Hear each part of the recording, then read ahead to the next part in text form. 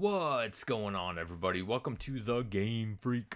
Today, I want to talk about game hunting in 2025. Is it worth it still? Is it still affordable? Or is it too expensive? Now, I'm going to give you a couple of my opinions on this, and I would love to hear what you guys think about this in the comment section after I dive into this. So, is game hunting in 2025 even worth it? I personally would argue yes. That is, if you aren't trying to go for a complete collection on a console. I've recently read that the full collection of the PS2 games would cost you over $36,000. Now that is insanity. Also, if you're not too picky. We all know that there are tons of resellers out there that try to rip you off in the worst way on the price they are charging on certain games. This also happens in some retro game stores. I've been to numerous retro game stores that have some expensive ass games under glass. I've seen some PS1 games that were priced at $300 to $400 just because they were in mint condition. They weren't crazy rare or anything, they just look like they've never been touched. When I see things like this in retro gaming stores, I always immediately go to the racks and skim through to find the exact same game, only it's marked at right around $10. The manual is still in great condition, the disc still looks great, but the case may be cracked or have markings or a sticker on it. Most retro game stores will even put the disc into a resurfacer right in front of you, if you ask, but usually they do that before they put them on the shelf after they've been tested, at least the good ones do. But none of this is really a big deal to me. I simply buy it and save $290, and I go home and switch it out into a brand new CD case that you can get in bulk on Amazon for cheap. It's extremely easy to switch out the inserts.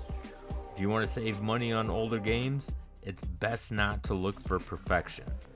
Perfection is going to needlessly hit your wallet when it doesn't have to.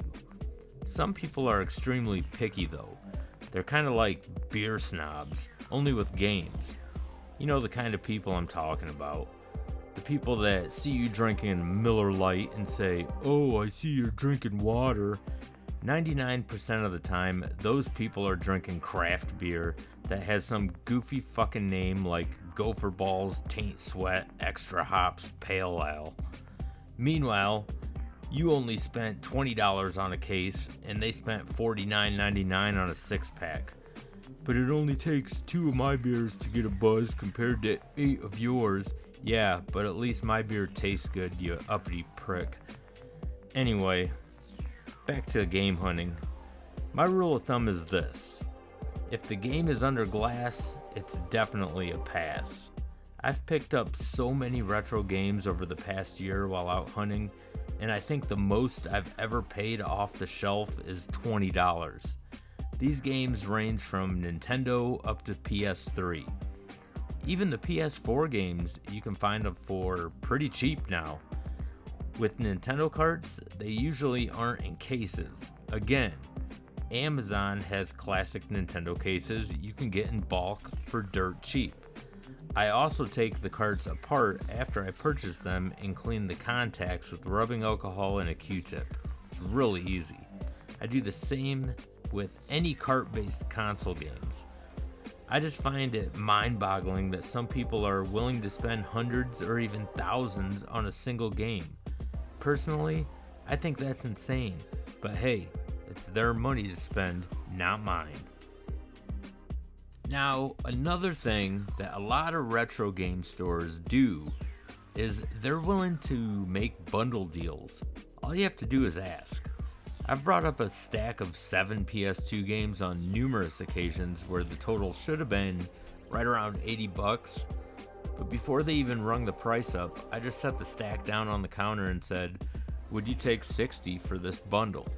The worst that can happen is they say no and they need to sell them at the sticker price. I've only been turned down like twice. Usually, I get the bundle deal. It never hurts to ask, because let's face it, they most likely didn't buy those games for even half of what their sticker price is, which is why I usually go about $20 less with my offer if it's $80 or higher. I realize that they still need to make a profit to keep their doors open, unlike those scumbag resellers online that sell a fucking Pokemon game for $500. Sorry, I love gaming, not Pokemon, but no video game on this planet is actually worth $500. Even if the game means that much to a person, it's still not worth that much money in reality. People can tell me I don't understand how supply and demand works all they want, but one, they're wrong. I took college economics courses. I'm well aware on how supply and demand works, and two, yes, those more rare games may be short on supply, but that doesn't mean they're high in demand. This is exactly why you see these expensive ass games sit on eBay, Amazon, and Marketplace for years. Not to mention, even the ones in retro gaming stores. Those expensive priced games under glass haven't moved in a year and a half. Why? Because the demand isn't as high as these resellers make it out to be. If they were, they'd be sold in a day or two. Nothing will ever change my mind that a certain game is worth an outrageous price, regardless how rare, how good of condition, or what that game might mean to somebody. At the end of the day, it's still just a video game. Now, I'll gladly admit that this is only my opinion on that matter, but there's no common sense explanation that I've ever heard that could defend these high-priced games.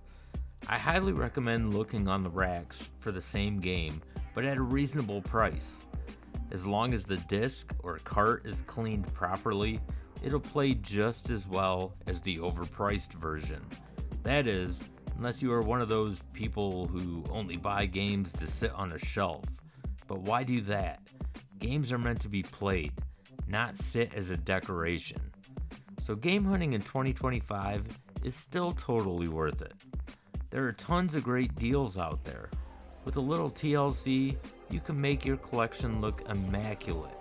You'll also save yourself a shit ton of money.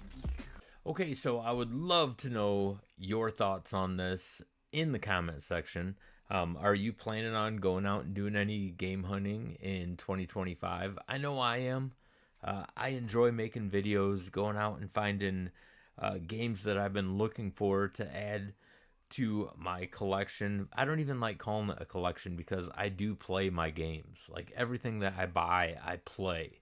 So I guess collection isn't really a good word. Just I guess my arsenal of games. That's the only word I could think of. But I would love to know what you guys think about this in the comment section. And if you are new to the channel, don't forget to hit that like and subscribe button. It really helps out this channel a lot, and I greatly appreciate it. And if you are a content creator, don't forget to type in the word content in the comment section. All you have to do is type in the word content. And we have a thing on this channel that I like to call the GameFreak Army. And what we do is if we see the word content, we go to your channel and we subscribe to you because we want to help each other out, help each other's channels grow. That's what it's all about. It's not a competition, man.